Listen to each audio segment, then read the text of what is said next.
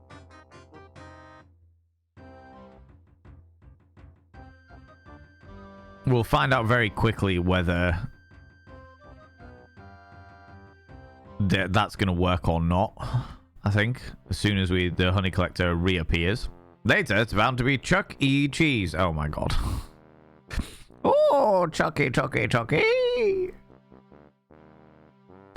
Come on, Dunny Collector. Where are you? There we are. Still going strong then? I don't have to take that kind of attitude, you know. You what? It's an ancient profession, this is. Revered in other cultures. Mostly in bacterial cultures, perhaps. Honestly, have you ever thought what the world would be like without effluent management technicians? It's time we had a greater say in government, mate. It's always seemed to me that you have a strong involvement with government in any case. Practically proverbial. Ah, the old sword in the honey bucket. Thank you. The old sword in the dunny bucket trick. Sword in the dunny bucket trick. Ooh, he's selling something different now. Hello, Dibbler. Yeah. Something around here smells like cinnamon-dipped toad balls. Right here, sir. Sugar donuts. Normally a penny a piece, but for you, tuppence a bag. I shouldn't do this, mind you. I'm cutting my own throat. Interesting. Oh, all right. Just give me some donuts. Apparently I've got a donut now. What do I need a donut for? Yeah. Something around... Right, no, I shouldn't do... Is that all you're selling? Oh, no, sir. This week, we have a special in home security items for making you feel safe like in these times of trouble. Security? And what might this entail? Patent dragon traps, sir. Guaranteed to liquidate any draconic intruders So he to did your change home. the past Otherwise, somehow. as I have said, you get your money back. What? Those are mouse traps. They're for catching very small dragons, sir. I'm letting them go half price. I'm cutting my own throat. No, thank you. Dear gods, these donuts look heavy as lead. That's quality you can see there, sir. Okay. Treacle dough, lovingly dusted with sugar, cinnamon and honey. Recommended by the Ankh-Morpork Dental Guild. They're all spongy. Did you remember to actually bake them? Do-it-yourself donuts, sir. All the pleasure of bakery in the comfort of your own home. A special dragon conflagration sale. Oh, shut up. Tell you what, 1 penny a bag. I'm cutting my own throat. Okay, so I've got a donut now. Just to refresh your memory about the current main objective, the dragon has told you that each summoner has a gold item that keeps them bound to you. You promised the dragon to collect those. Aha! Thank you very much, because it's been 2 weeks, and therefore my brain has completely forgotten everything that it needed to... It's been 3 weeks. Been 3 weeks since we did that. Right, so each one has a thingy. So let's go see the fishmonger first. Hopefully this will also have reactivated the explosive pedestal thing to get us onto the chimney sweep.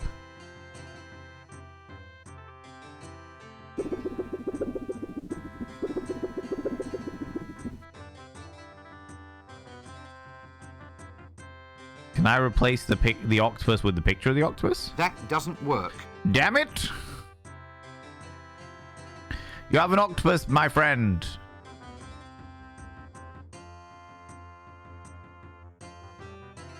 Morning, fishmonger. Busy day? Fairly hectic, sir. The ray over there keeps trying to escape. Escape? How on earth does it think it can survive up on dry land? Well, it's a ray of hope, sir. I think you're eating too many fish eggs. It's good for you. That's quality seafood, sir. Isn't caviar expensive? I don't mind shelling out the money. No more puns. Wizards never could take a yo. Don't say it. Oh, come on, you can keep up. Stop it, you get me all tongue-tied. You're floundering for new lines, sir. Oh, be quiet. Oh my god. Right. That's a rather unusual fish. That doesn't... Can I use the net to get the octopus? That doesn't... The smell is terrible, but the fish don't seem to mind. No, not yet, anyway. Hey, actually, this is quite a cute octopus. Well, as far as mollusks go. Very small dragons. Go on it, cool pet. There is a fantastic book series by Anne McCaffrey called Dragon. I think it's Dragon Song, Dragon Singer, and Dragon Drums. And I love them. They're really, they're just very cool. Okay, so how the fuck do I tempt you into giving me your golden implement? Not sure yet. It's gonna have something to do with that bloody octopus. Give it 10 tickles. Oh my god. God damn it, Max. How's it going, Authentic Cat? How you doing, you beautiful bean?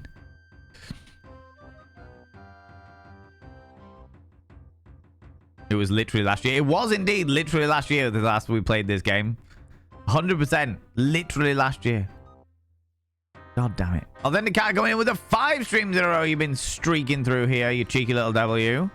Good lord.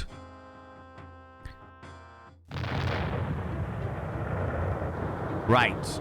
Come here, luggage. Right, I need to take you out of there and put you in Rincewind. Now, theoretically speaking, here we go. Here we go.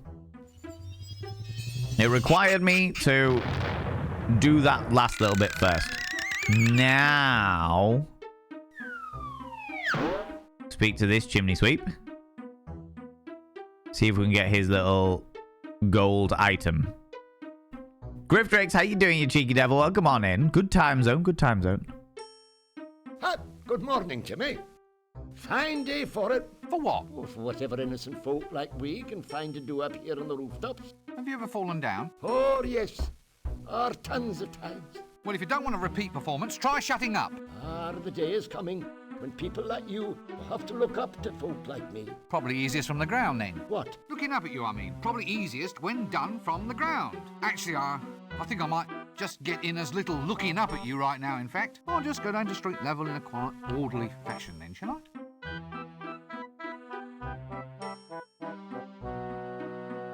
Chimneys. The march of technology is a fine thing. Okay. So,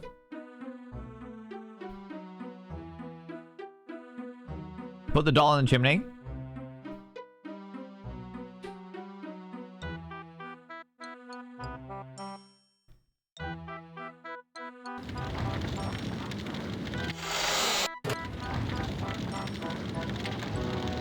Okay.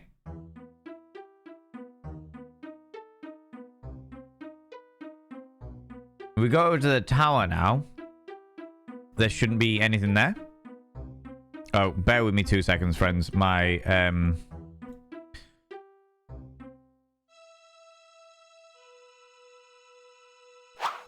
bot has disconnected from Twitch again.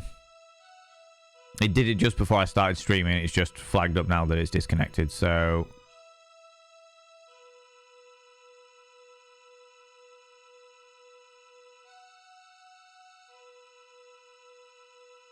okay, we're reconnected.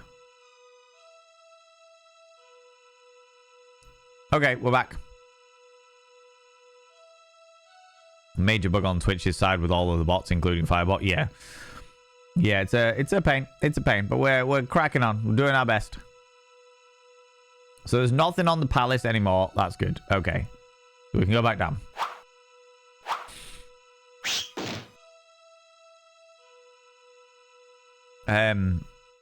Where was I? Aha!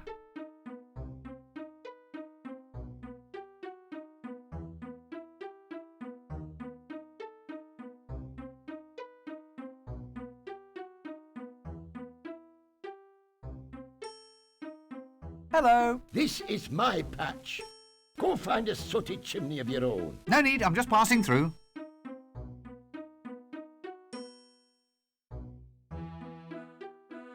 All right, fucking hell. The old sword in the chimney trick. Yes, ambergris. What's this thing? Bloody hellfire. The Hogfather? No wonder the kids didn't get no presents last year. Blasted thing stuck. Oh, this town's going to pot. The sooner I trim down some of this competition, the better I'll like it. Uh-huh. Interesting. Do you think sweeping chimneys is a good life? Oh, no, Jimmy. The good bit's when you find things stuck up here in the chimneys. Such as? Well, hidden gold, diamonds, secret plans. And have you ever found gold, diamonds, or secret plans? Well, no. But I suppose it's the possibility that really keeps me going. A process of tantalisation, so to speak. So, in other words, it's a rotten job after all. Well, at least I'm my own boss. Off. Semba, you take it easy. Ladies and gentlemen and all genders outside and in between. Semba Flayers redeemed to praise the mods. And the mods deserve to be praised. Could you please throw out all of the mod loves? All of the love hearts. Any mod love from any channel and any love hearts from any channel. Say a massive thank you to those wonderful moderators. Take the praise, Semba. Take the praise and be off, you beautiful bean. Thank you so much for being here. I really appreciate it. I really, really appreciate it, you beautiful individual. You deserve the praise for helping me out as much as you have today. Thank you so much. Thank you so much. Is it a good job? Why do you want to know? Hey? You want to be a chimney sweep, don't you? Ah, well, I can tell all the signs. Well, let me tell you, Jimmy. We got a guild now. We've got protection. Things will be different soon. Just you see. Look, I don't have any need to be a chimney sweep. Oh, sorry. I just go back to sweeping then, shall I? Okay. What? Go on. Hop it. There's rules, Jimmy. Unionisation. You can't come up here without a licence. Don't get horribly burned to death by any monsters or anything. Can I pickpocket him while he's busy? That doesn't work. Damn it.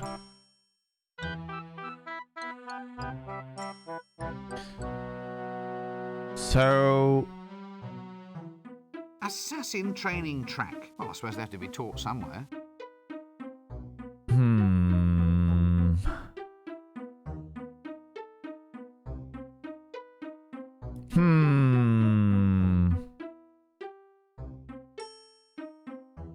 Jumps back in the window.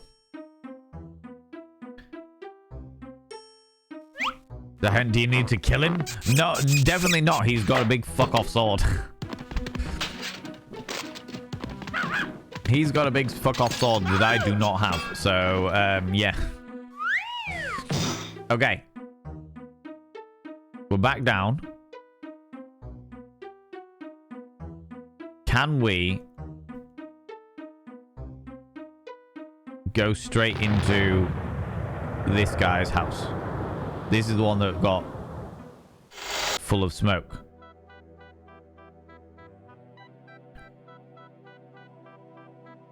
That doesn't work. The door. And the sink. That doesn't... Care to step outside and shut the door behind you? Excuse me?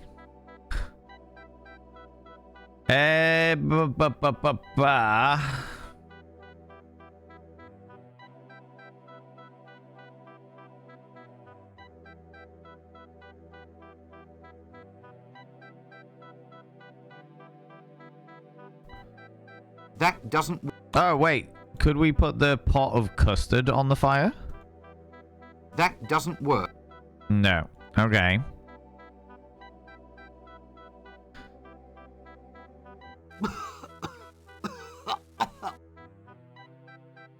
That doesn't... Don't know whether we actually need to clear out the fire. Ha.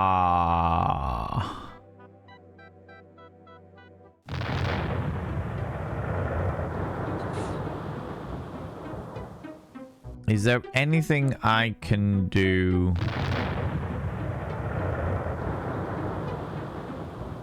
What happens if I wear the robe while I'm up there? Wear the robe while I'm up there, and therefore... Oh, hello. Convince him that I am a friend.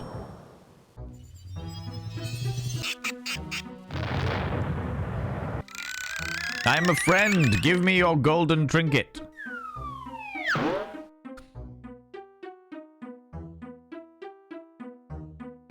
Give me your golden trinket.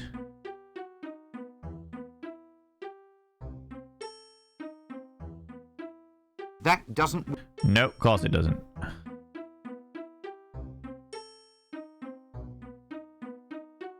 A git with a broom. Hello. This is my patch. Go find a sooty chimney of your own. No need, I'm just passing through.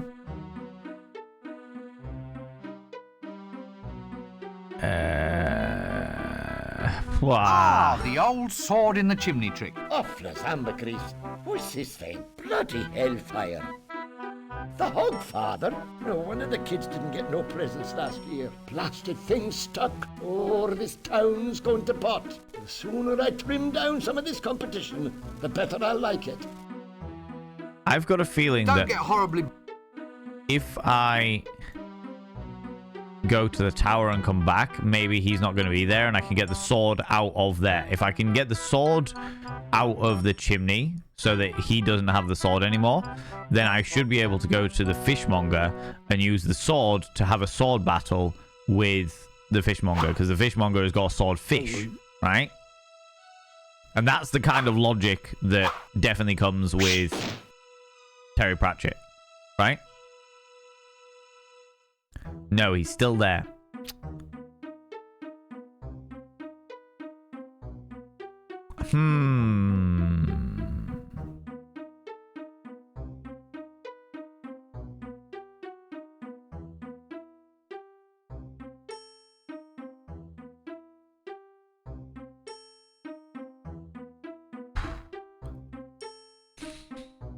A git with a broom. Chimneys. Ah, the march of technology is a fine thing. That doesn't... And I can't just reach into the chimney and pull out a sword myself. Okay. Oh, I thought I said birchwood then. I was like, what? Birchwood? No. No. It's a...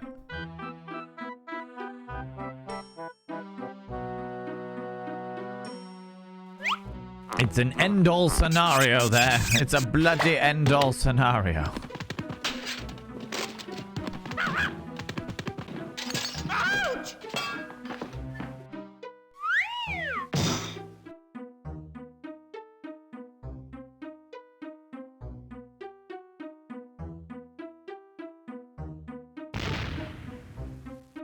There's got to be something I can do from the bottom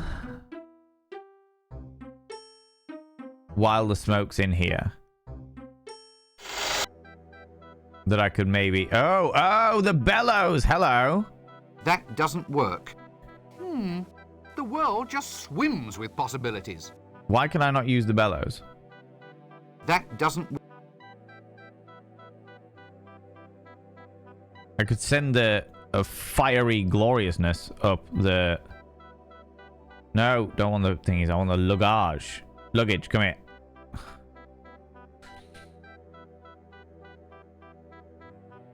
Hand crank with the bellows? That doesn't... Of course not.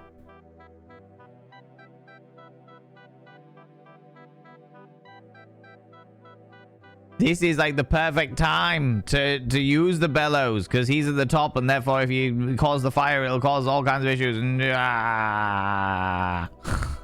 all of the... do you know what I mean? Is this one or two? This is one. This is the first Discworld game, Dabacogs. Also, welcome back. Do you need a hint? I feel like we've done so well with hints. You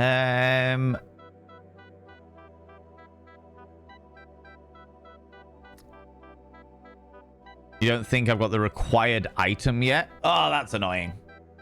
That's annoying.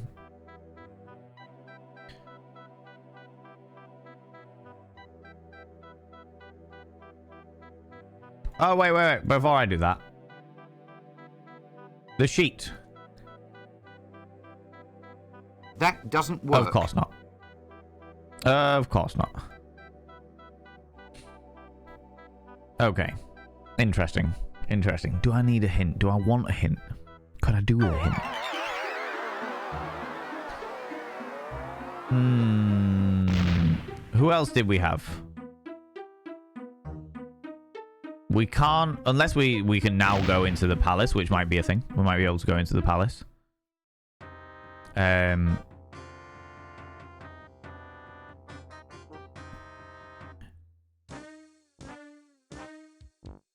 don't think we're going to be able to, though, are we? No, we're not going to be able to. Clear off, you. Oh, me? That's not what I want to do. Clear off. Oh, me? Greetings. Always. Yeah, it's not happening. Well, I'll just move on. Damn.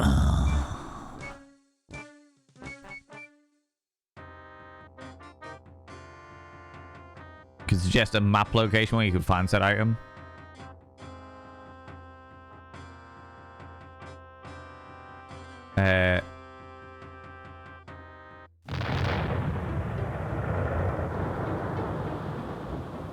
Wait, hold on. Here we go.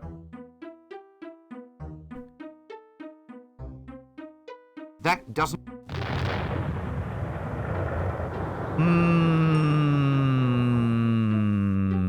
Oh, thank you very much, Imran. I'd already read that one, but it's okay. No.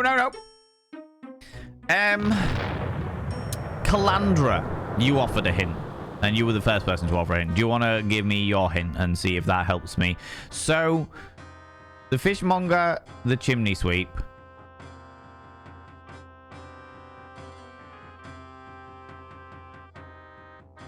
Somebody was asking about mortar. I know that the thief and the leader, Chucky, are in here.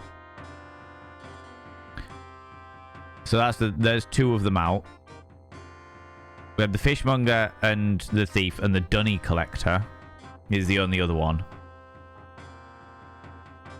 Yeah, please ask before giving hints. Thank you very much. Yeah. I'm being very relaxed with it, but yeah, it's better to ask first than... I don't think Dibbler was one of them. It's all the lowest rungs of the ladder.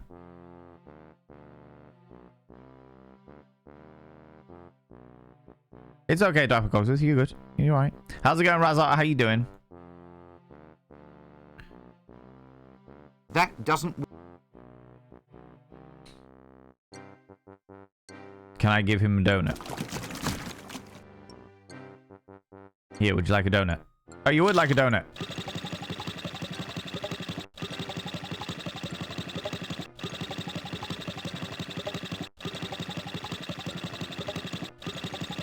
He's run off.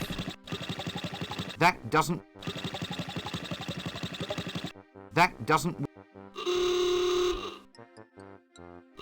What happens if we don't? Because I know his golden thing is going to be his golden tooth. We've just given him a donut. That doesn't work. Which has given him toothache.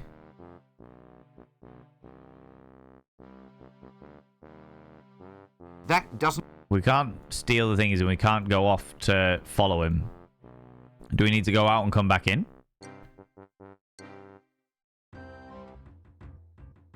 Maybe.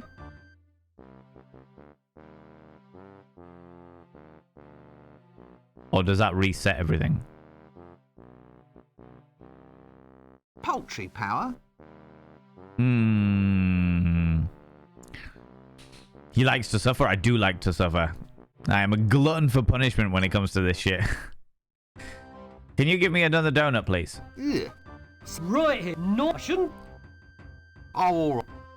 Thank you. Right. Now I've got a donut. Just in case I need it again. Did he drop his tooth? No. So where will he have gone? He ran off down the back. Oh.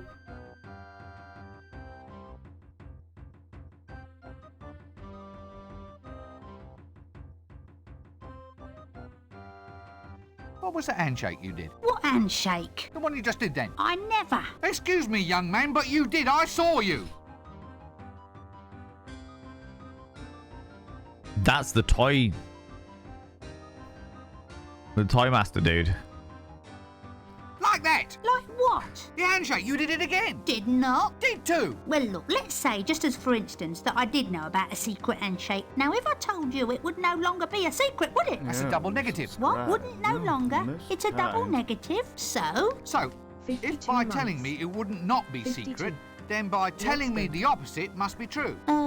Yes. So, by telling me, it would be a secret. So, you see, it's perfectly safe to show me how it's done. Look, Hey, I BG. think we might need to revert to some sort of proof of your last statement. The logic seems highly suspect. And? Well, if you could go over this double negative thing step by step, maybe on paper, like. You're a street urchin. Starfish. A street starfish, yes. You can't tell me that being a lovable fantasy street stereotype in any way prepares you for understanding the vagaries of symbolic logic. Well, if you could just prove it by means of a Venn diagram or an if-then-else statement. Can you read? Ah, you've put your finger on a problem area. So just show me the handshake. How do you do it? Couldn't tell you, Gav, not just like that. Not without an initiation, like. You can only learn the secret if you prove that you're a man. Shall I report to a doctor? Well, he'd only know the physical. What? You know, sir, the real, the substantial. What I originally meant, sir, was for you to prove an innate yet unseeable quality of manhood, being a stereotype classification of... Now look, we're verging on that philosophical proofing problem again, aren't we? Look, Gav, just go and prove that you're a man. Then you'll be good enough to earn the secret handshake.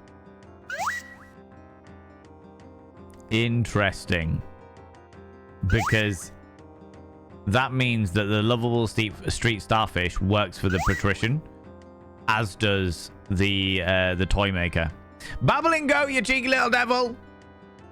How you doing? 52 months. Good lord. I hope you had a wonderful festive period. I hope you had a wonderful birth anniversary as well, you cheeky little devil.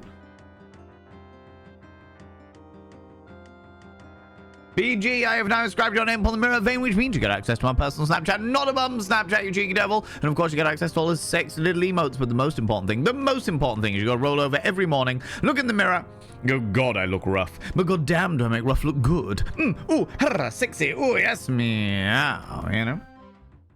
Yeah, I know, you cheeky little devil. All right, all right. Base starfish, exactly. A lovable street starfish. It's the only way to do it. The only way. Oh, my lordy. I hope you're doing well, Babbling Go. This is the logic that gets questioned. It is certainly the logic that gets questioned. Right. You followed me. Ooh, you little stalker. Thank you so much for the follow, you beautiful bean. I don't like to call people out just in case they are lurking, but you are very, very welcome here, you cheeky devil. Right.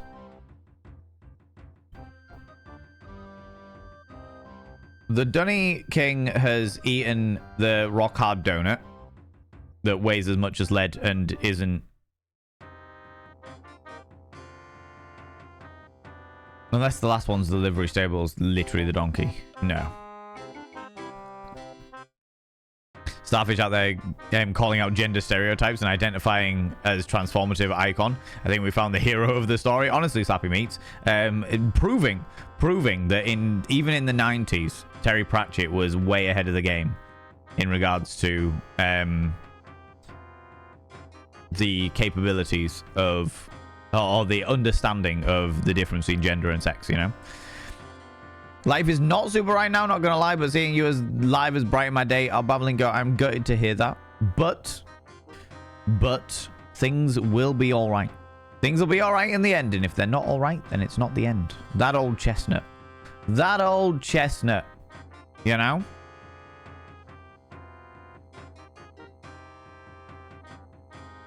Let's go back and speak to the dragon if we can. If we can. I hope that things improve for you very quickly, son. I really do. I really do. You deserve for things to go well. Hey, dragon. I'd rather not. Okay. You are not going to tell me any of the stuff. Where will... Oh! The street. We need to go to the street immediately because the hairdresser is not just a hairdresser. They're also a dentist. They're also a dentist. Yes, I fucking knew it. So, how's business? A few cutbacks. we're trimming down our operation. Things are getting hairy. It's just me, really. I can't concentrate. I can't stop dreaming about me little milkmaid. What if I were to arrange for you to meet her? Who? Her? The apple of me eye? The most perfect instrument of the goddess of love? That's the one. You're on. Okay. I have absolutely no desire to talk to that person at this time. Poor fellow. Looks like he needs some root canal work done. Extractors, drills, needles. Look, let's not go into this too deeply, okay?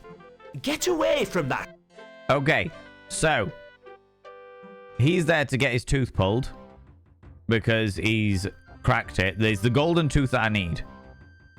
If we now go to the square, now that we've spoken to the barber, we can go speak to the milkmaid.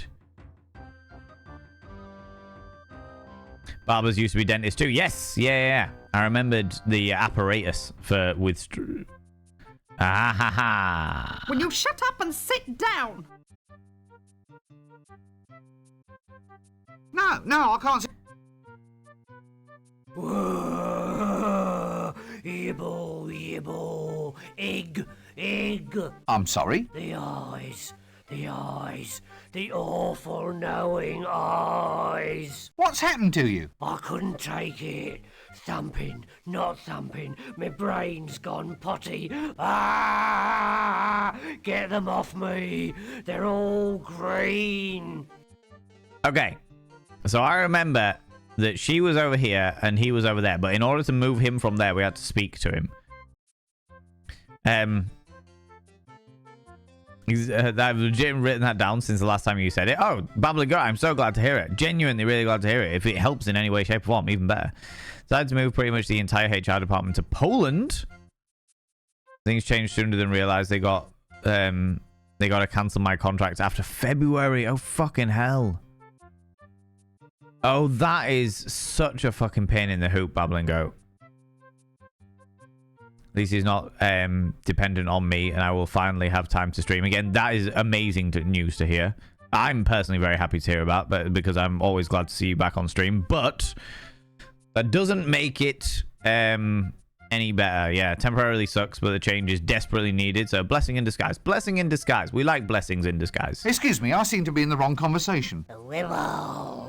Yes, look, let's not pursue that, shall we? It's very delicate, you know. How do you change voices like that? Change it like what? You did it just then. It's called bucketing. Channeling? No, bucketing.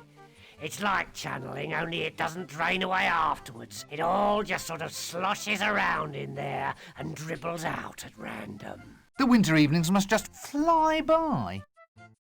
You wouldn't be a loony by any chance, would you? My dear sir, I'm shocked, nay, hurt at the insinuation. Eh? I am a victim of circumstance, nothing more. That and the fact that he's barking mad. Now, look, the young, the dark, the crab-wise. Oh, the crab-wise. We're off to see the wizard, the wonderful wizard of Ankh-Morpork. All right, I'll see the Wizard of Ankh-Morpork. Remove stains while it disinfects. Makes whites brighter than bright. Look, I'm afraid I can't handle this right now. He's just an advertisement. Millennium hand and shrimp. Ooh. If you'll excuse me, I believe I'm needed somewhere else. Oh, now let me guess. You're a patient here, aren't you? Oh, no. I'm just here for background colour. Here, chuk, chuk, chuk, chuk, chuk, chuk, chuk. Dark they were, and golden their eyes. The bells, the bells. Ah, jolly good. Carry on. Okay. This seems like a good cue to cease this whole silly conversation. Next. Oh. Oh. We've not done this before.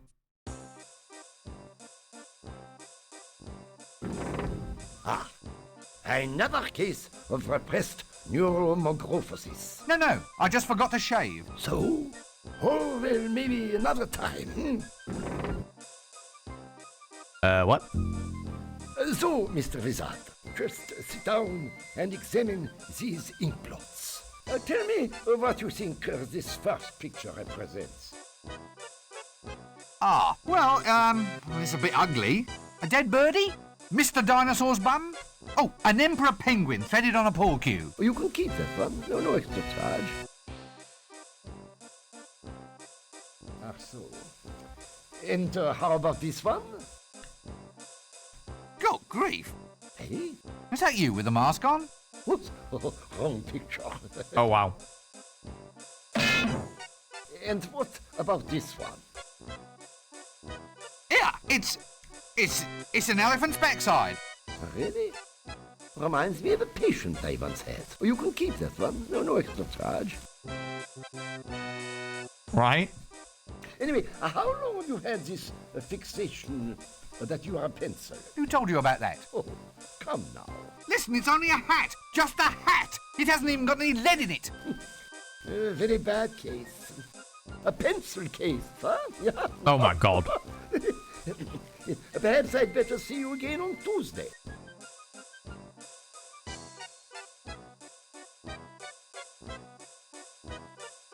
Right. Okay. That happened.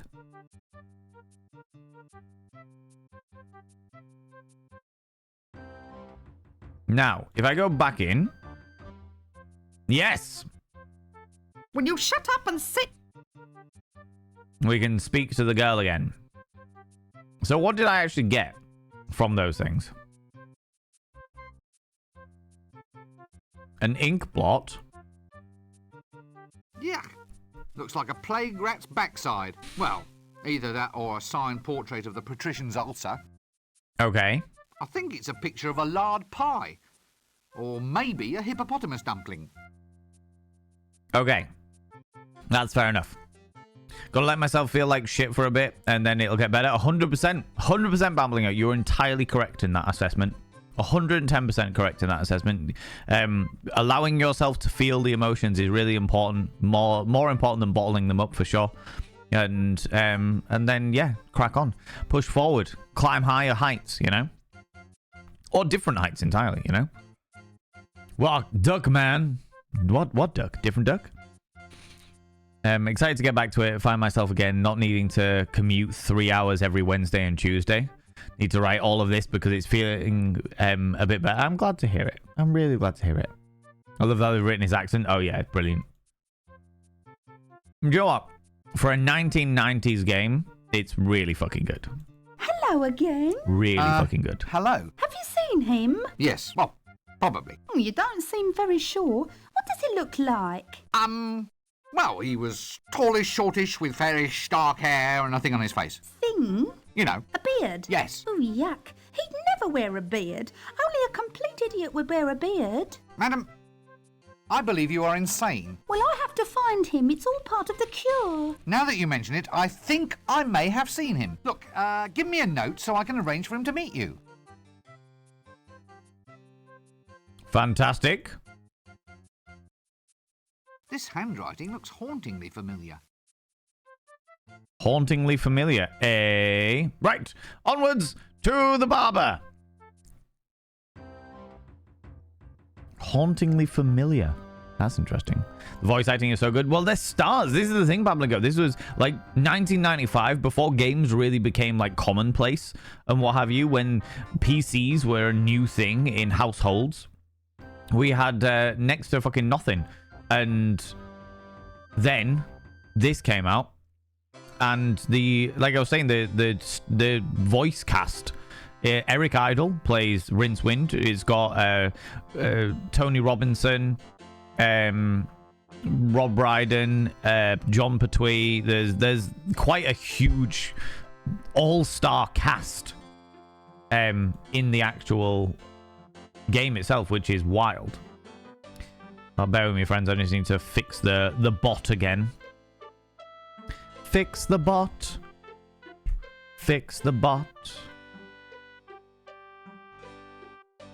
Because stuff is happening on Twitch and fucking things up. Great. Okay, back to it. We give the handwritten note to the barber. No, the barber. Hey, buddy. I got a love net for you. It's from here. It is? Oh, yeah, very nice. Oh, she's a naughty one. Oh, she's beautiful. Oh, I don't know how she does it. Oh, I'm so in love. Oh, her words. Her words are like molten lava trickling down my chest. Oh, she's a lovely woman. Quick, mind the shop for me, will you? Right, you are then.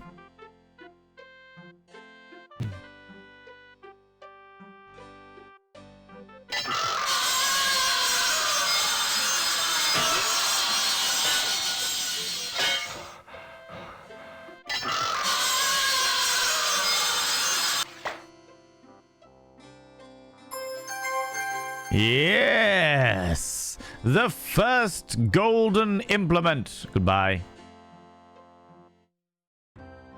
Actually, we should probably speak to him first, shouldn't we? Helps their cast is legendary? Yeah, for sure. I've absolutely... Poor fellow. Looks like he needs some root. Okay, we can't speak to him. That's fine. Smack that naughty bot. The bot loves it. It's crazy to think it came out the same year as Toy Story. Jesus! That is crazy to think. Jesus Christ. Yeah. Got that sound right? The buzzsaw. Wasted no time. Of course not. He told me to mind the shop and they had a patient/customer waiting. I got the golden tooth. Excellent. You're doing quite well for a soft skin. Thanks. Well, back to work. Okay. One down. Now. Next, I feel...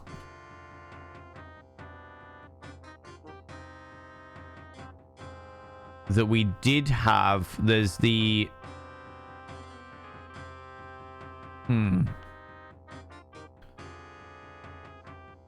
There's the chimney sweep in the alley. And there is the fishmonger in the street. And the other two are in the palace. Well, 2 of the 3 are in the palace. I have no idea where the last one... Oh, wait. Can we just go straight to the hideout? What happens if I go to the hideout in the current day?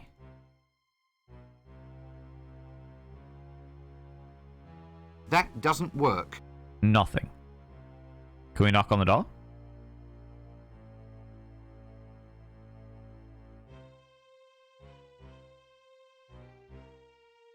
No, I'm not the... Nothing. We can't do anything in current day. We can only do stuff in the past. All right. 1 out of 5 done. Huzzah! Huzzah! Wonder how many of these lines just ad-libbed. I think they'll genuinely, with that cast, there probably will have been a few of them, for sure. There will have been a few of them. Kind of like how Toonstruck has had an absolute powerhouse like Christopher Lloyd and Jim Cummings. Dom DeLue. I don't know that one. Toonstruck? I've not heard of that one before. Oh, they're saying that I didn't really get into games. Like, this game my dad got when we had a PC at home. But I didn't really get into games, per se, until much, much, much later on. Can we get into the shades yet? I don't think we can. No. I need a... The shade. Never mind. Okay.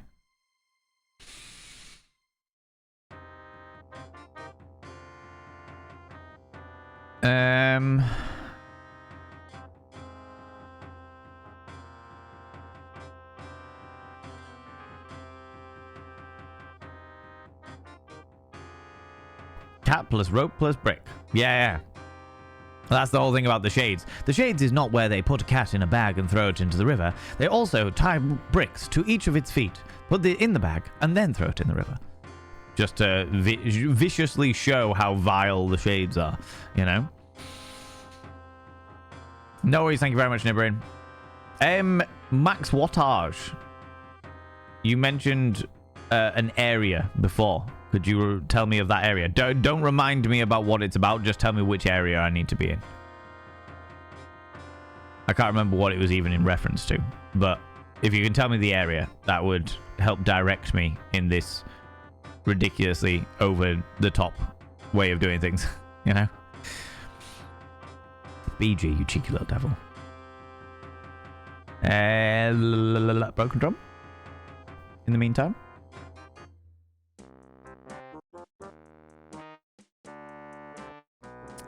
The city gate. Okay. Oh, Cheeky, come here. Oh no, how did that show up there? Oh.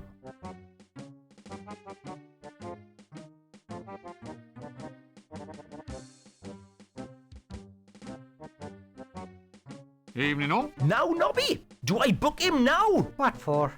Loitering with intent. Paragraph 7, subsection 3. Oh, Carrot. Yeah, we've done all this. Anyway? We're the city. What, all two of Three of us. There's me, then the boys going to... Marvellous. We're on patrol. Strange. Almost as if someone's been... You don't know it. What? Oh. Well, we thought then we might patrol our way over to... Then there's a few wine cellars whose doors definitely need check. I see. So... Okay. Oh, nothing. See, Nobby, look. Of course, it's just because Well, it's as close as maybe. Well, Yeah, done that what one. does a city guard do? Not a lot. Not much call for us nowadays. Thievery is permitted as long as it meets guild quotas. So how big is the city guard? Well, it must be... Yeah, easily. Ooh, fully... What? Well, there's 3 of us. But you said the kid is new. He just... Okay. Look, I'm not going to stay here. I've had a very trying day. Exciting, full of action. Well, I'll just move along then, shall I? Oh. Oh. Oh.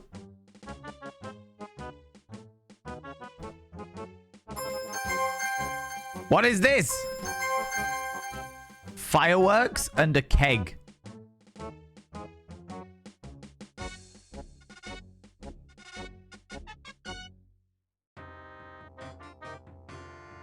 Okay. Let's have some fun by blowing up a chimney sweep.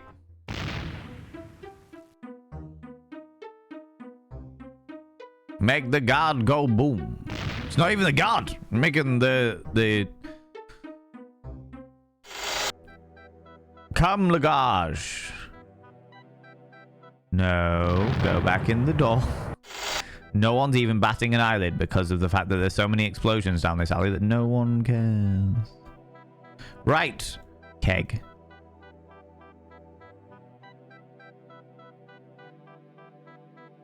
Need light? Oh, no, thanks. I've already got one. This all takes an effort, you know. I'm putting myself out just for you, when there are thousands of other things I could be doing. It's Do I death. see any gratitude? I don't think so. Just stop following me, will you? I hope you realize I'm working my fingers to the bone.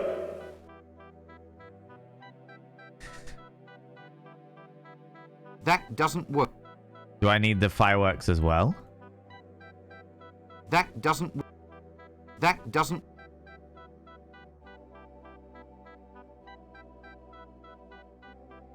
Oh no, I didn't need the pick of the thingies. So what I think I'm going to need to do...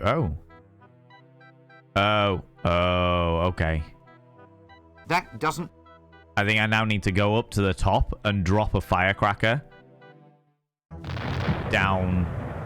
Oh no, go back out. God damn it, luggage, why did you move?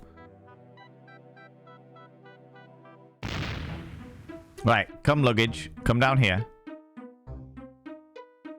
Right, so if I use the matches on the firecracker... No, not the fucking hand crank. Matches on the firecracker. Ahaha. Can you use the matches on the fireworks as well? That doesn't work. No, just the firecracker. Okay, so now... If we go up to the top, we should be able to drop it down a... Drop it down the chimney. That's my thought process anyway. That's my thought process. Chaos Sparkles! Haven't seen this game in a long time. JJ the Retro, how you doing? How's it going, you cheeky devil? Doing very well. I am also loving this game. The surreal logic is definitely melting my little brain a little bit, and I am definitely needed. I'm normally a no backseat gamer, but I did the thing, didn't I? Fuck. I left it in the bloody luggage. I am enjoying the nostalgia, and I am definitely, despite being a no backseat gamer most of the time, I'm definitely getting hints from the community because some of the logic is eluding me, you know? I actually think this is where I got stuck back in the day last time I played it. Oh, honestly. I didn't even get this far. Like, when I played it, when my parents got it for the old PC, my dad got it, and I didn't even get anywhere near this far when I was a plucky young whippersnapper.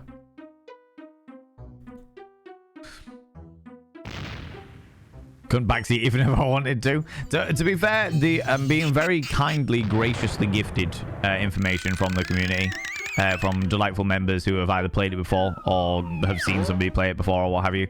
So they're doing all right. They're doing okay. Right. Can I now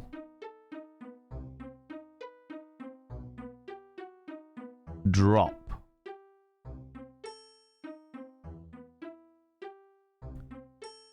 That doesn't work. That doesn't... No! Okay, so I'm gonna have to do... I thought I'd just drop... Oh, we can't do those ones. We can't do these ones. Alright. I'm gonna have to go down and, like, throw the firework in the pit or something like that. You know?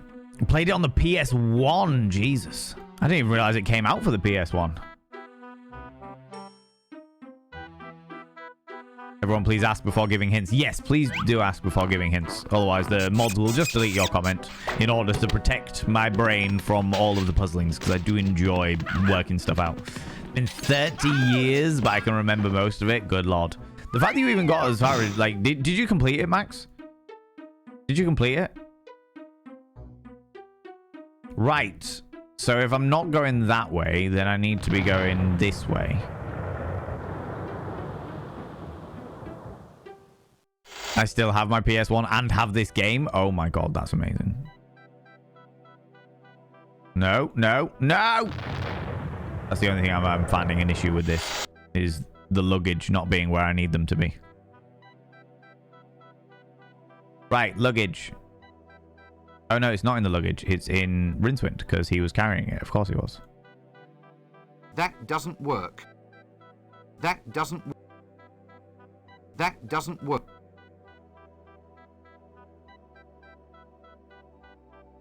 Huh.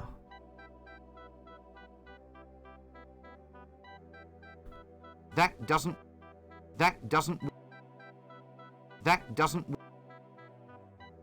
Right. Okay, I'm confused. So I can't...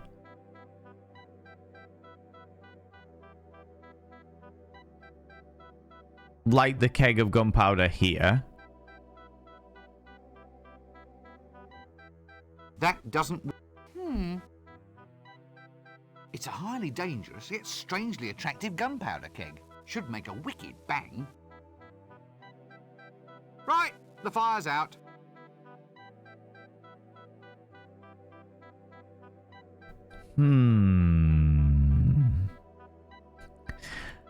Now I'm confused. Oh, wait. The string? Maybe? Make a fuse? Yep, make a fuse, make a fuse.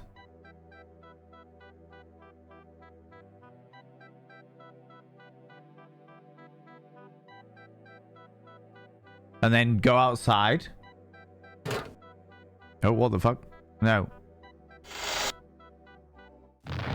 And then light the fuse from outside with the matches. Okay. Alrighty. We use the string to make the fuse. The camera inbox? No, we used that in chapter 1. That was part of the ritual I needed to locate the dragon.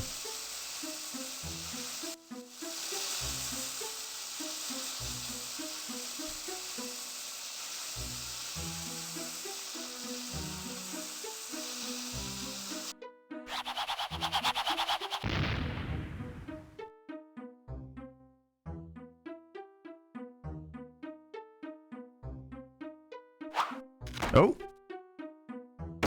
Oh.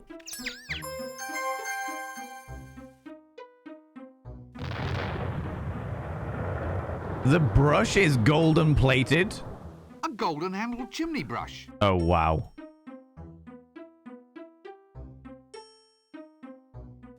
Is that opened that up now, or is that all completely blown open?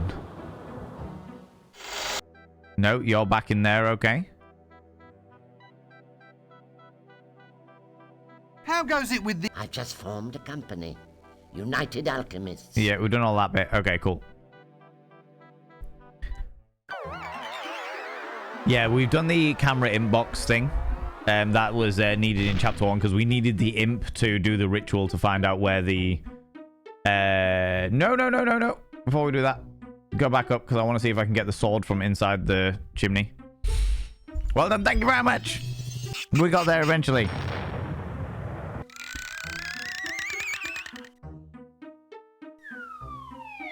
If I can get the sword from inside, because he said there was they pulled out a sword, so it makes sense the sword would still be here.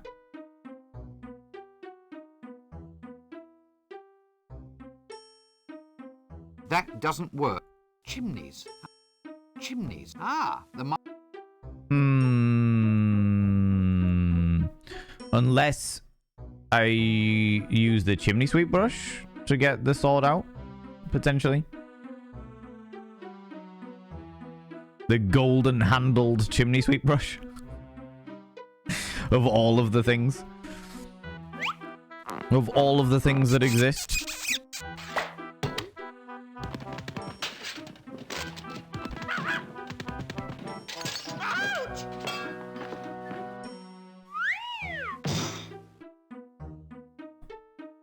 We'll give it a go, just in case. How's it going, Alpaca and How you doing? You missed the streams? That's alright. We've been away for a little bit, but we are back. We are back. I had a week off over the festive period, but we're doing okay. We're doing alright. How are you doing? How's it going? How's life treating you? Okay, up and at 'em.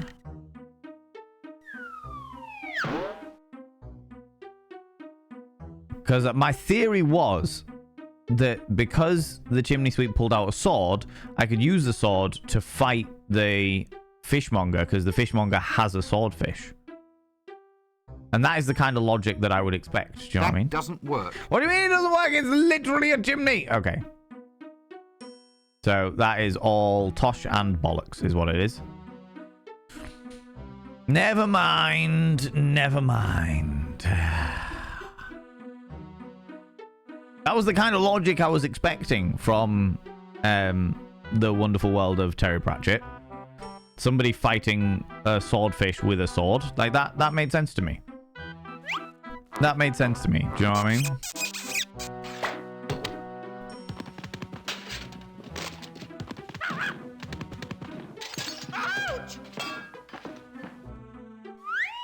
How intriguing. Okay, we'll go give the chimney...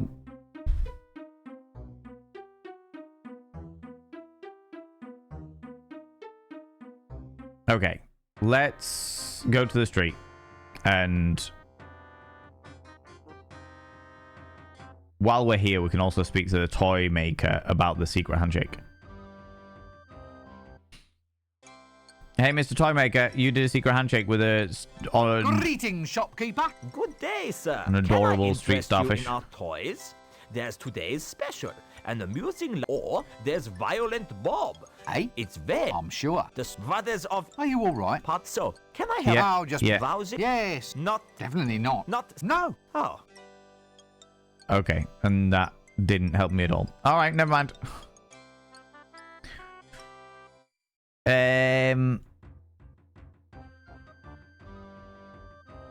Never mind. We'll go back to the fishmonger.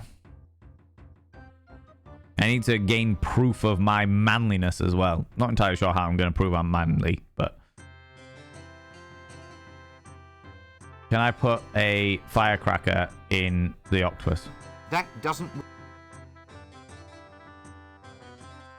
That doesn't work. That doesn't... Oh. What happens if we put a firecracker in the lav? In the can. I don't care what the user manual says. I'm not doing it. Shame. Shame.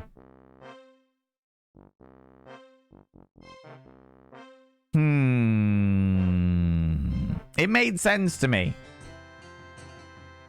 Morning, fishmonger. Busy day? Fairly hectic, sir. The ray over there keeps trying to escape. Escape? How on earth Oh, does it we've think done it all can this. survive up on...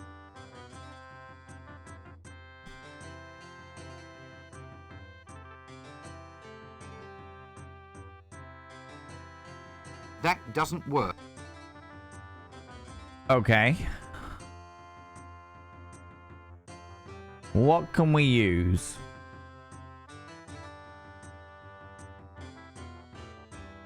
That doesn't work. No. I feel like I've got to take the octopus somehow.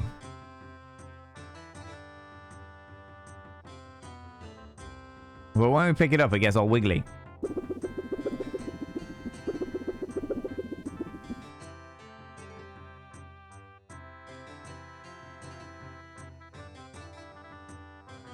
Can we wrap it in the sheet? That doesn't work. Can I put the firecracker in the octopus? Is not a phrase I thought I would hear today. Can I put the firecracker inside the octopus?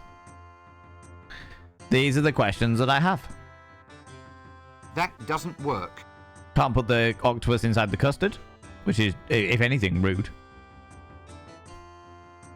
I thought maybe we could exchange the octopus for a picture of the octopus. But it doesn't look like we can.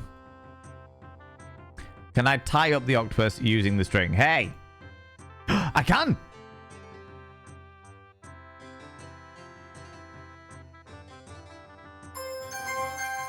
Oh! Okay.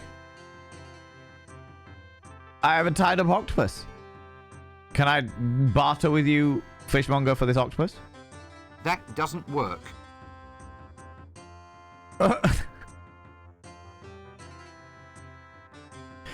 Oh my lordy. Okay, as you do. As you do. Just casually just binding octopus with string. Let's go while my brain is digesting the information, because there's so much going on in this game. I'm gonna go and give the gold-handled chimney brush to the dragon. That seems like a good thing to do while my brain's digesting, you know. This bit stumped me for ages. Well, I know that I can't go and see the court jester, and I can't go see the thief, because those two were definitely in the castle area. And then there's somebody who seems to be like a plasterer or something like that.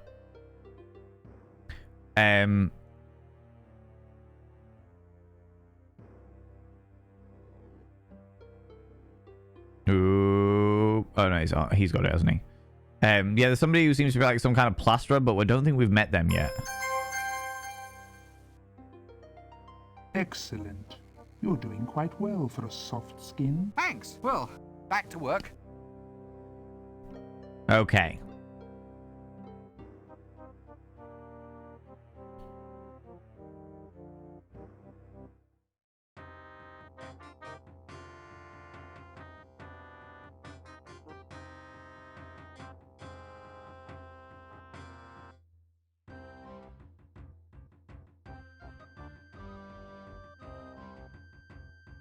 Plasterer.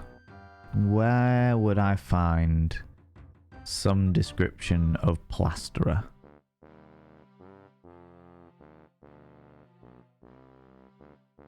That doesn't...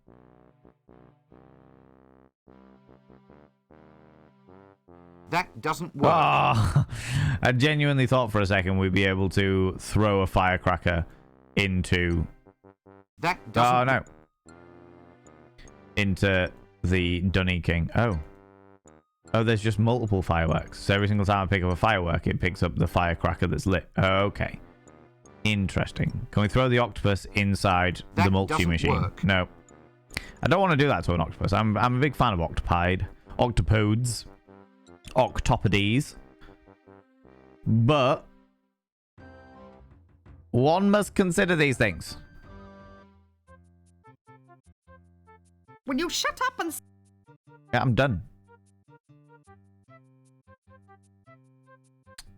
Have I got anything that would... What about the bloomers? The bloomers, even though they are pink. They should prove that I'm a man. That doesn't work. That doesn't work. Are you going to give... Oh, can I give you a firecracker? That doesn't... No. Fine.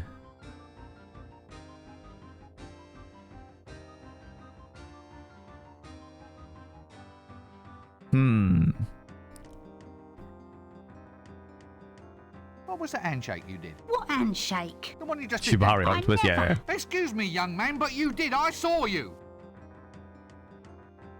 Makes perfect sense. Exactly, right?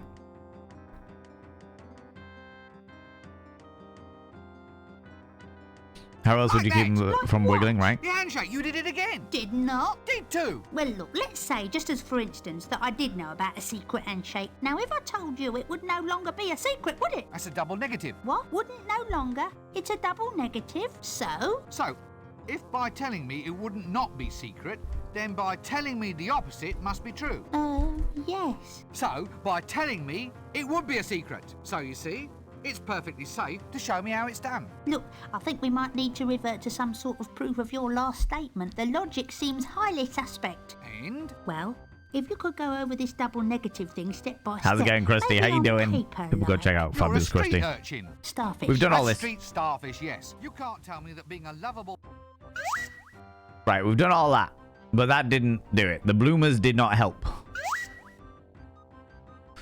They did not assist me. How's it going? Is this Elder Scrolls 6? It is, yeah. Look at the high-end graphics, Krusty. Like you are not gonna get this level of graphics for many generations. Do you know what I mean? It's so realistic. You can see the follicles on the chin. You know? You can see the chin follicles. How you doing, Krusty? How's it going? People, I did throw a shout out for Krusty there because Fabulous Krusty is a fucking excellent individual and deserves all of your love and attention. You should go and click that cheeky little follow button for that wonderful bean. Go do the thing. Go do the thing, you cheeky little devils. How's it going, Krusty? How was your festive period? I hope it was good and it was glorious and you had lots of fun and shenanigans with people that you hold dear, you know? Yeah. Yeah, you subscribed. Max, you cheeky little devil. Max, you cheeky little devil, yo. Thank you very much for giving that sub to Fabulous Krusty. Fabulous Krusty. Cheeky little individual, you. I met Krusty on a tabletop roleplay show many, many, many moons ago. They are fucking hilarious. Krusty, I should now describe your name on the mirror vein. By having your name on the mirror vein means you get access to my personal Snapchat, not a bum Snapchat, you cheeky devil. And I can see the thirst in your eyes. I know you all too well, friend. And of course you get access to all the sexy little emotes, but the most important thing is you'll roll over every morning, look in the mirror, and go, God, I look rough. But goddamn, do I make rough look good. Ooh, harra, sexy, ooh, yes, meow, you know? It's been alright, been a very busy few months. Hope you've been well. It's had its ups, but it's had its downs as well, Fabulous Krusty. And I've got to that point now where I realize that it's not about the ups and the downs. It's about how well you deal with them. It's not about how high things are or how low things are. It's about going, right, what am I going to do to make the absolute best out of this scenario, regardless of what that scenario happens to be, you know? But yeah, doing all right, doing okay. Doing the best we can, you know? Doing the best we can. 1,000 gift subs. Max should have something special, like a mirror to himself or something. Do you know what? I'm on board that. I'm on board that. For sure. 853. I can work with that. I'm on board that. This person has gifted 1,000 subs to the channel. Yeah, on board it. Stealing that idea, Persephone. Great idea. I'm trying to mold my brain to remember thinking like that too. I feel that. The past few years, especially, Fabulous Christy, 2020 was pretty fucking horrific. 2021 was like, oh, for fuck's sake. 2022 was, oh, you know, things might get better soon. 2023 was the worst year of my entire fucking existence. To date. 2024 wasn't much better. But 2025, I'm feeling positive. You know what I mean? I'm feeling positive. I'm feeling like, do you know what? We're going to make the most out of this shit. It's going to be ups and it's downs and what have you, but we're going to make the most out of it. You can do that shit, you know? What if it's not about the ups and downs, but about the curves in between? Ooh. A solid call. A solid question. I do like riding some curves. I mean, what? 2024 was the most stressful year of my life, so felt that. Jesus Christ. That's yeah, it's not ideal. Not ideal, to say the least, you know? But we make the most of it. We make the most of it regardless, you know? Yeah, now. Thank you very much, Nibrin. Need to find a job this year. I'm going to reach 1,000 gift subs. I mean, I'm about it. In fact, I want you to find a job just so that you've got safety and security in yourself, Max, to be quite honest with you. But, yeah, if you get to a point where, I mean, you might decide that you never want to gift to this channel again, and that would be entirely fair. I would be still very appreciative of the gift subs you have already thrown my way. But if you do get to that point, I will happily get a designated mirror for you, you know? You know? Let's go 2025. Well, I've declared, Krusty, so I declared that 2024 was going to be the year of vanity, the year where people try and get a little bit more comfortable with their appearance, whatever scenario that may be, like whether it be working out or investing in like personal things and bits and pieces to make themselves feel better about their own skin. Do you know what I mean? Little bits and pieces, whatever the scenario. I wanted people to feel better in their own skin. And this year, 2025, I've declared is the year of self-improvement. Whatever that may take, whether that be working out so you've got a more physical body, an improved body to the one that you want, whether that be mental health, taking some therapy, taking some counseling, learning meditation, or some Zen practices in being peaceful with one's mind, whether that be like more Zen scenario, more spiritual in improvement, in getting in a place where you feel more happier, getting rid of some things in your life that are causing you stress or what have you. I've declared it. 2025 is the year of self-improvement. All right, all of the above. On board it. Do it. I encourage this behavior. I encourage and enable this behavior. Do you know what I mean? Van, guess what? I want to hear something funny. Well, I don't know. I was seeing this man at the end of 2024. He was really lovely to me. Firmly grasp it. Exactly. Finally grasp it. Firmly. No, not finally. Firmly grasp it. Thank you very much for 200 little pandering snipper, and I appreciate that. I appreciate that. He's really loved to me. After a fight, he began ghosting me. Of course he fucking did. I became curious. His flipping behavior. Went and asked people who knew him. Found out that he has a wife. When I sent a message to him about it, that's when he blocked me on everything. Life is amazing. That's outrageous. That is fucking outrageous. Yeah, he is a piece of shit. For sure. The year of you know it. The year of me, and by proxy, the year that you should all embrace yourselves. You know? He is indeed a piece of shit. And if you can, Persephone, if that's the... First of all, the deception and the betrayal is the worst thing. Second of all, if you can find a way to tell his loved ones, tell them. Tell them. Fucking tell them. Because naturally, in a circumstance like that, I cannot fucking stand cheating. I cannot stand cheating under any circumstances. There is no reason why you cannot tell the person you are with that you are not happy in your relationship and you want to move on. And, like, sure, there's going to be heartache and heartbreak, but it will not be anywhere near as bad as you going behind their back and cheating on them, because eventually it'll all come out, because it always all comes out. I fucking hate liars and deception and cheating. It drives me up the wall. Anyway, but in circumstances like that, and do you know what? I have been a cheatee before. I've not cheated on anyone myself, but I have been a cheatee. I have been a person who has been cheated with when I was in a worse part of my life. And I think that's part of the reason, because I've been there. I see the damage it causes. I see the destruction it causes. I see the nastiness about it. I'm not saying that I'm good, but I am saying that it's just not okay. But yeah, like normally in a circumstance like that, I would give that person an opportunity to come clean with their partner. I'd be like, hey, do the right thing, come clean with your partner, and take accountability for your shitty decisions and shitty actions. All right? Take accountability. And if they don't do that, then I would be like, cool, I'm going to tell your wife. I'm going to tell your wife. Fuck this noise. That's not okay.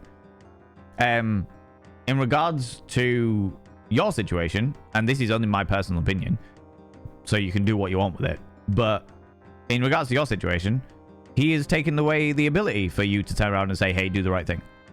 And subsequently, I'd just tell his loved ones. I'd be like, by the way, I wanted you to know that I didn't realize that you existed, but your husband has been cheating on you with me. I had no idea that you existed. If I did, I never would have done it, because I'm a decent fucking human being. But yeah, it's not cool. It's not fucking cool, and you deserve better than someone like that. Everyone deserves better than a cheater, you know. Also sad because he was good for a short period of time. Oh yeah, you can appreciate having good times with somebody and also appreciate the fact that they're an absolute fucking asshat. Do you know what I mean? It's like, I have had some absolutely amazing times with fucking horrible people. That is a thing. That is a thing that has happened in my life. You know? Doesn't stop them from being horrible people, but also doesn't take away from the fact that at the time I had a great time with them, you know? It's the year of the snake, so I don't tolerate any vipers in your life, only sweetie boas. So I like a sweetie boa. Speaking of lies and deception, I am actually a frog. What? The scandal! I just don't know how I can deal with this. I don't know how I can deal with this, Krusty. God damn it. Fucking knew it. Knew there was something going on with you. All right. Can't say for certain that I've been cheated on, but there's pretty good evidence that one of my exes cheated on me while we were living together. Oh, I've definitely been cheated on in the past, and I have been cheated with in the past. I have not cheated on anybody, but... and this is a big but, and I'm going to be open and honest because I like to be open and honest with you. The reason why I have not cheated on anybody in the past is because I have not been officially in a relationship. And the terms of the the dynamic that I had with those lovers meant that I was doing everything right. I was doing everything correctly as per the terms of the relationship, but that didn't mean that what I was doing was the right thing. Just because it's right on paper doesn't mean it's the right thing to do. And I fucking knew that. And in hindsight, I fucking hate myself for it. I absolutely hate myself for it. It's like when you have a long-term lover and you get with somebody else, even though it was all agreed, it's all okay, that's all perfectly fine and what have you. Everything is within the dynamics of your situationship, your lover dynamic. It doesn't change the fact that what I did was, in my personal opinion, deceptive, even though it was all technically speaking above board. Just because something is technically above board does not mean that I am not accountable for my actions, you know? Taking responsibility for ourselves, even our past selves that were stupid as fuck, is really important, in my personal opinion, you know? Been cheated on twice. Some people just suck and it's unfortunate, but it's so common in life. It's true. And do you know the reason why, Krusty? Is because people can't deal with confrontation. People can't deal with confrontation. So what they do is, and this is the recurring thing, and do you know what? It's not going to be every situation, but it's going to be a fair amount of them, is it will literally be a scenario where a person will be unhappy in their relationship, they will be like, I want to end this, I want to end this, I want to end this, but I'm not going to say anything with my partner because that would cause a confrontation, and I'm not good with confrontation. And so instead of having the confrontation, I'm, oh, look, my eyes, I've had my eye caught by somebody else. Well, I'm not going to do anything with them because I'm in a relationship. Oh, wait, no, I'm now doing stuff with them, but I don't want to.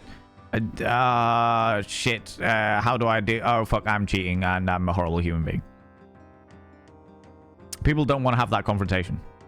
So they cheat, hoping that it's never going to get found out. And then when it does get found out, they will do their 9 times out of 10, they will do their absolute best to make it so that the other person, so that the victim of the cheating is the one that breaks off the relationship, so that they can feel like they're the victim because they didn't break the relationship off. It was the other person. Even though they were the one that did the immoral thing that caused the end of the relationship, they didn't officially break it off, so they're the victim.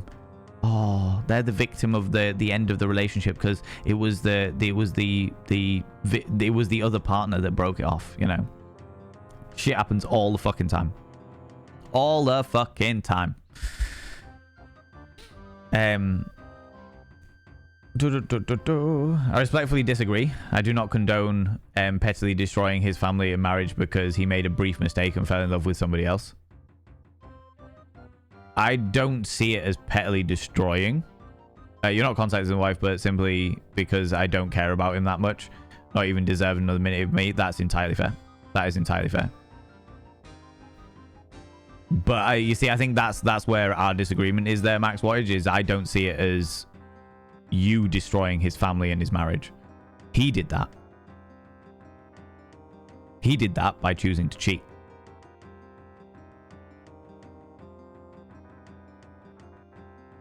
And it's his deception, his immorality that is going to break apart the family, because it'll come out. Whether it comes out now because of this situation, or whether it comes out because he chooses to cheat again in the future, it doesn't make a difference. The fact of the matter is, the immorality of the perpetrator of the cheating is gonna stay. They're gonna do it again and again and again because they always fucking do. And it's them that is breaking apart the family. It's them that's breaking apart the marriage because of their choices, not the person, not the innocent bystander in this, the innocent participant who didn't know any better. It's different if they knew better, but if they didn't know any better, then, you know, I'm not about it. Don't see any benefit to petty revenge. I don't see it as petty revenge. I genuinely, and what I mean by that is I don't see it as revenge at all. I see it as being the good person. This is me, because realistically speaking, yeah, if I was with somebody, if I was married to somebody, and that person was cheating on me, I would want somebody to tell me about it. I would want somebody to say, hey, by the way, your partner is cheating on you. Because as much as it may fucking break my heart, as much as it may absolutely fucking destroy me to know that that's the truth, it's not that person that's telling me that is breaking things apart. It's the deception of my partner. It's me not being run around believing in a complete fantasy of a relationship that isn't actually true, because behind my back they're with somebody else, or with a myriad of other people, you know. And I wouldn't hold it against the person that told me, because they are informing me of the deception of somebody that I love, you know. But entirely fair in regards to Persephone's point of it, they don't deserve another minute of your time. Entirely fair. You got to protect your own spoons as well, for sure. You know what I mean?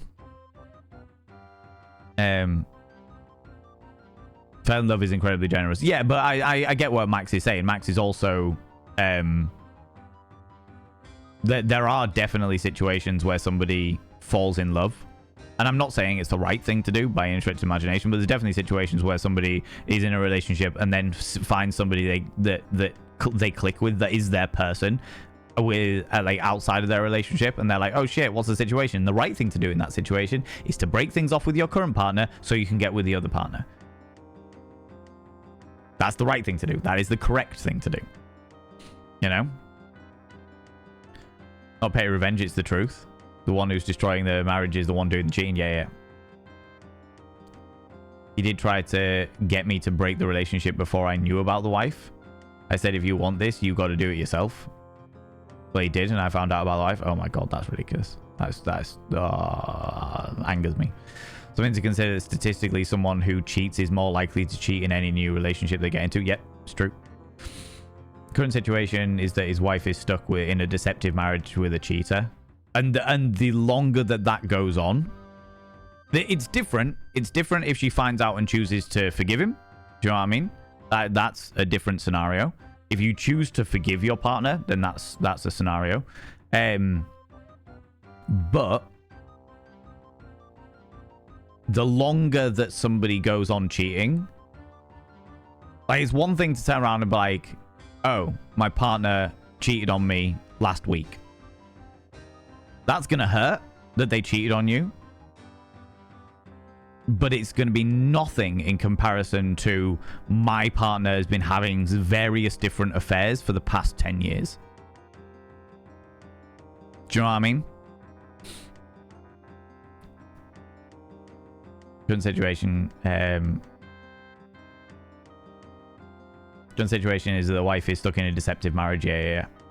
Nothing more important than the truth. Most of the time, yes. We don't know his wife or his relationship with her. They could be in an open relationship. Yeah, do you know what? That's entirely true. They could be in an open relationship. It could be all above board. 100%. For sure. Granted, I want that too. But if you go that route, be prepared for them not to believe you as they don't wish to see it. Oh, yeah. 100%, Kismet. 100%. This year, I'm putting myself first. And a big part of that is New Year. A big part of my New Year's resolution. Love that. Love that. My ex cheated on her fiance while they were together in a long-distance relationship before we got together. I ignored it and assumed it was because of the distance. 2 kids later, I found out she was cheating on me with another guy. She divorced me, and married that guy, but now she is cheating on him and looking at moving on to another guy again. Yeah, and the cycle continues. And the cycle continues, Alec.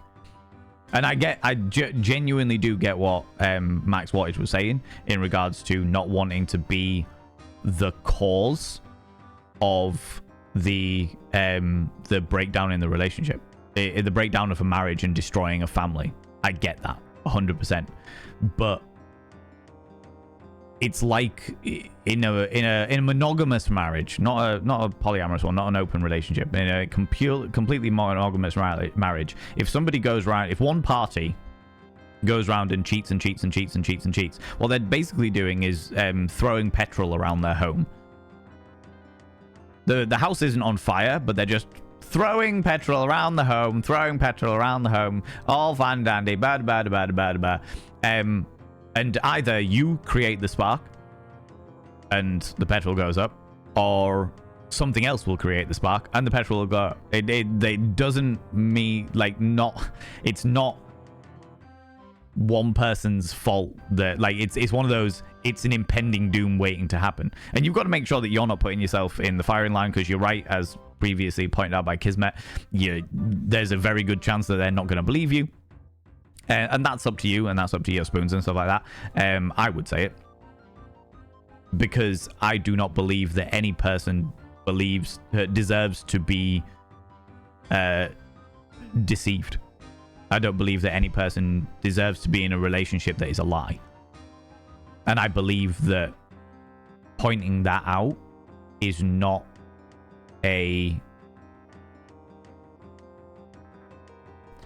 telling a partner that is the victim of cheating about their cheating partner is not you destroying a family. It is you putting the truth out there before it gets worse. And like I said, I would have wanted to know. Yeah, if I'd been in dynamic. Now, I'm going to take this example. Like if myself and McSteffels, long-term relationship, very much in love, very monogamous. Now, I know this is never going to ever happen because McSteffels feels about cheating the way that I feel about cheating in regards to it's just that there is no worse a crime in a monogamous relationship. In fact, there's no worse a crime in any relationship because polyamory is very, very different, but there's still, you can still cheat in polyamory and you can still cheat in an open relationship, but that's a bigger conversation.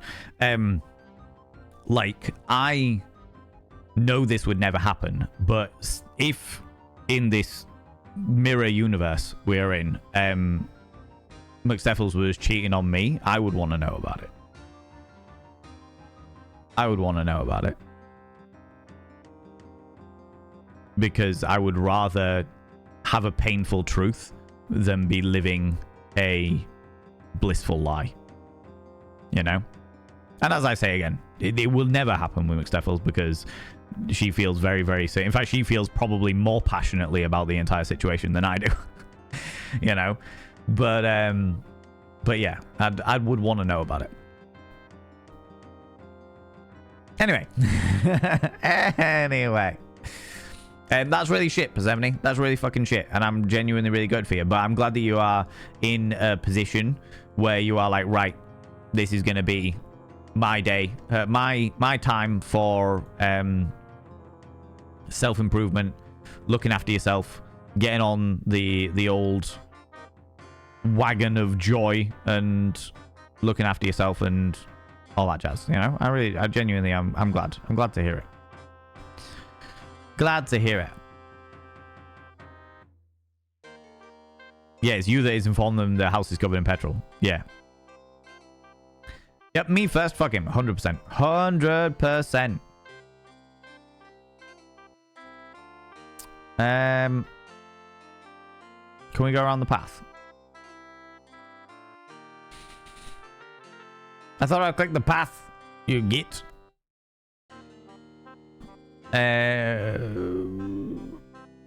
Let's rinse wind. We took the trash can. We took the manure. The doorway doesn't work. The window's fine. Trying to think of who could be the masonry person. Where have we seen any building work?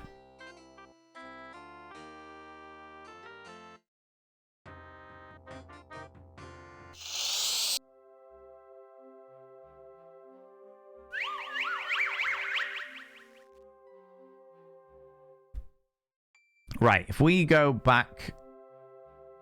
Let's see if we can get any more clues as to this other dude.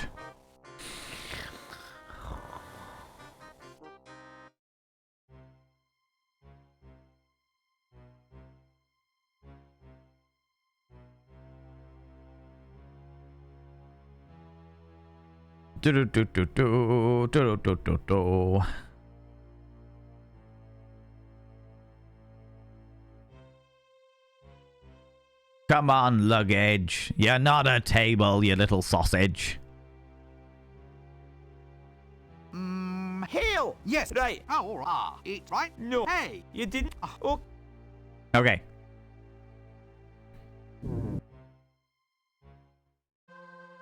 Hail, brothers. So. Hail. Hail. Hail. Hail. Yay, right.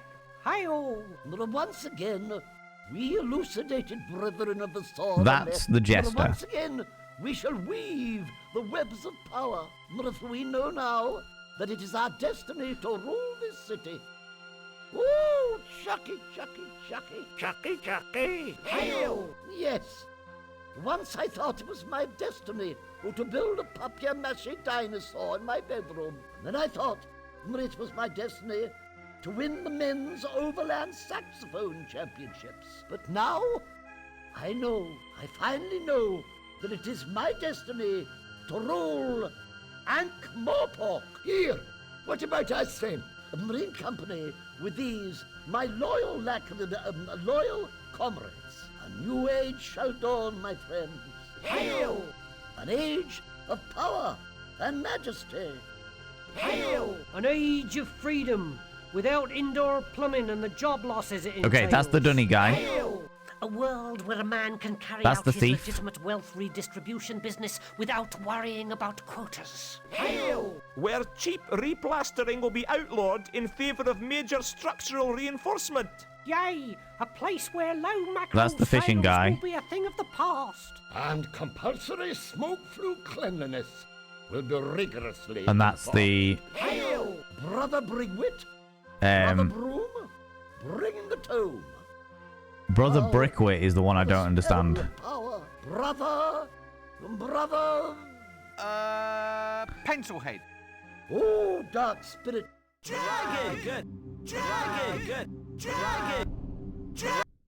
Right, okay, we'll skip by all of this. I can't skip by any of this. Okay.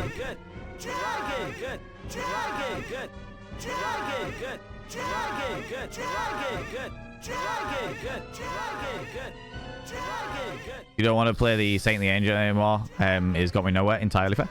Entirely fair. You got to look after yourself first. 110%.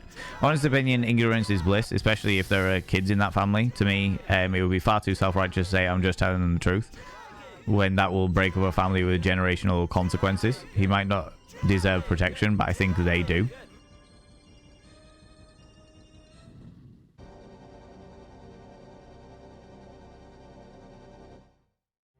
I completely disagree.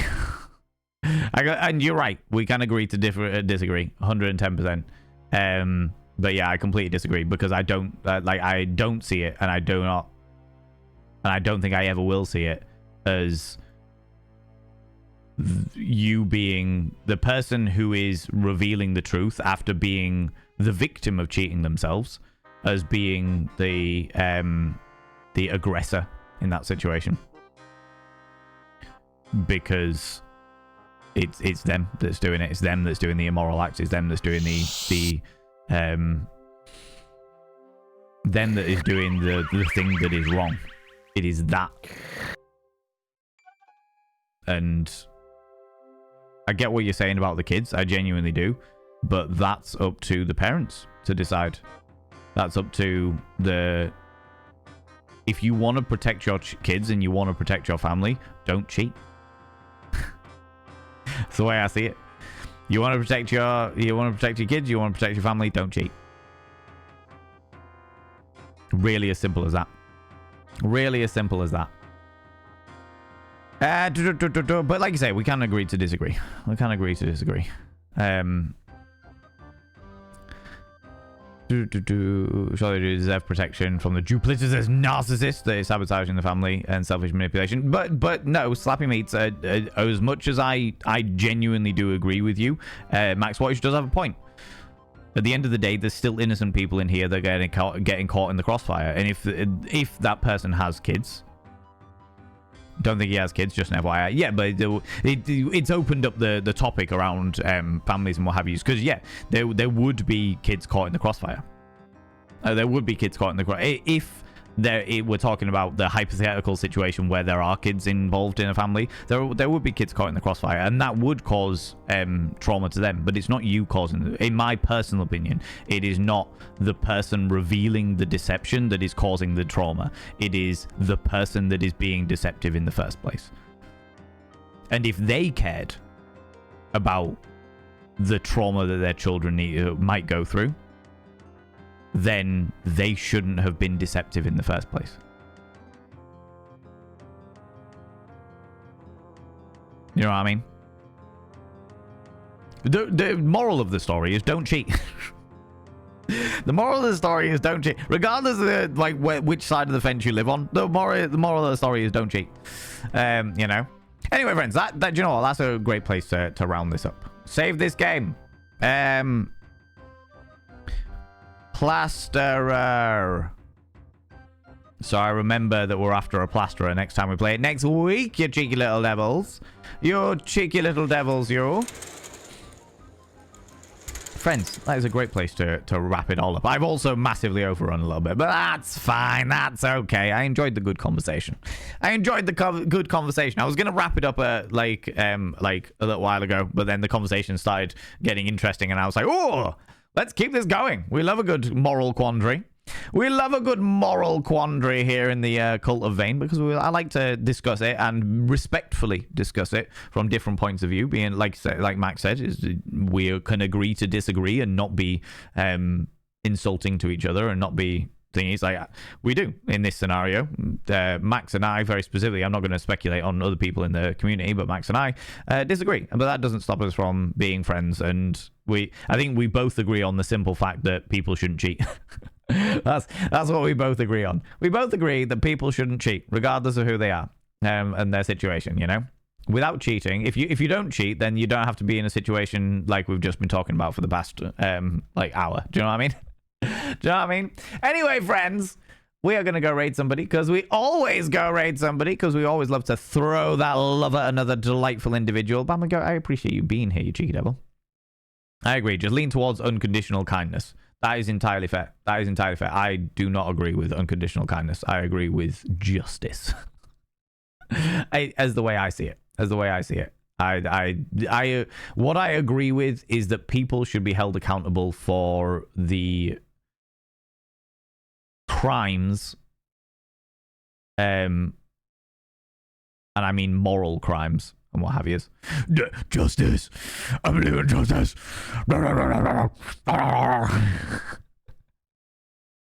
Yeah, that's exactly it. That was me. Just justice. Justice. Oh my god. I'm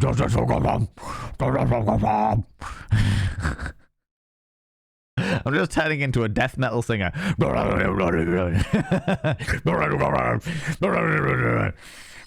Alfred. Oh my god. But yeah, let's go raid somebody, friends. Let's go raid somebody. But before we go raid somebody, could you do me a massive favor and throw out some mod loves in the channel? You can use any kind of mod loves from any kind of channel. You can use any kind of love hearts from any kind of channel, you cheeky little devils. Let's go throw some love at another delightful individual. But first, mod loves. All the mod loves for our wonderful, wonderful moderators. Mods, thank you so much for all you do. Thanks so much for being here. Thanks so much for all you do in and out of stream, all the stuff you do for me behind the scenes, and all the stuff you do for this community in the Discord and what have you. Thank you so much. I really, really appreciate it. You cheeky little devils. Cheeky little devils, you. Remember, friends, please remember that on the next Monday, we're going to be doing our Mythical Mondays of deep diving the origins of the Grim Reaper. We also are going to be doing a big Discord revamp on the 17th of January. 17th of January, the whole of the Discord is changing. We are revamping it all so that we're getting rid of all the old. We're gonna try and condense some of the channels. We're gonna get rid of we're gonna archive a load of the old channels, and we're gonna try and make it a little bit more of a nicer, easier to understand place to be. So I'm hoping that's going to really help and what have yous. And yeah, and then on the 13th of February, we're going to be doing our Valentine's Day. Valentine's Day, you know? Let me have a look at who we can go throw some love at. Is anybody playing anything relatively similar to what we were just indulging in? Oh, what is this? Who are you doing? What are you playing? Oh, we could go raid this person just because they're glorious and wonderful. Oh,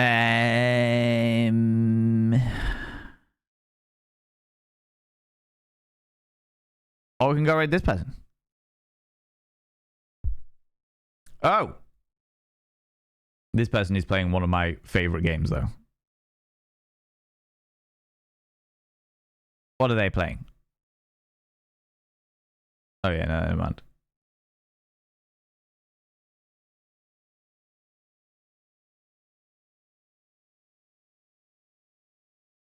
Okay. Oh. Let's go raid this person. Let's go raid this glorious individual, this wonderful specimen of humankind. Because they are glorious and they're wonderful, and they've only just started streaming. Friends, if you can stick around for the raid, even if it's on like 5-10 minutes, I would really, really appreciate it. Go throw some love at another delightful individual. Like I said, even if it's on like 5-10 minutes, it'd be really nice to go throw them some love. If you are a subscriber, please copy and paste the first raid message. If you are not a subscriber, please copy and paste the second raid message. We're going to go raid a good friend of ours. We're going to go raid Jay Britton. We're going to go raid Jay Britton. Jay Britton's Phantasmagorical Adventures through Twitch. I have a hoodie that literally says that.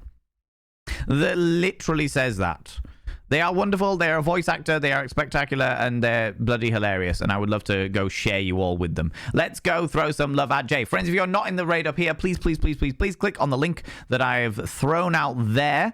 It says that they are just chatting at the moment. They're going to be doing some Resident Evil a little later on, but they do have a chatting section like I do at the beginning, and it's always hilarious. Always a good fun time there, you know. Always a good fun time there. Friends, thanks so much for being here. Thanks so much for the raids, the subs, the gift subs, all the cheeky little bitties. Thank you so much for spending your time here. Thanks so much for all the follows that came in. Thanks so much for helping me out on this game, because I desperately fucking needed it. I desperately needed it. I will be back tomorrow at 1 p.m. GMT. That's 1 p.m. British time, where we will hopefully be finishing Endoparasitic 2. Be finishing Endoparasitic 2, and then I'll be going to see the Nosferatu movie, which I'm very excited about. Very, very excited about. So, yeah, let's go and throw some love at Jay. I really appreciate you all being here. I will see you all tomorrow on those people that I'm not. If not, then I'll see you on Monday for Mythical Monday about the Grim Reaper, you know? Until then, you cheeky little devils, don't do anything I wouldn't do, because if I wouldn't do it, it'll fucking kill you. I'll see you later. Bye.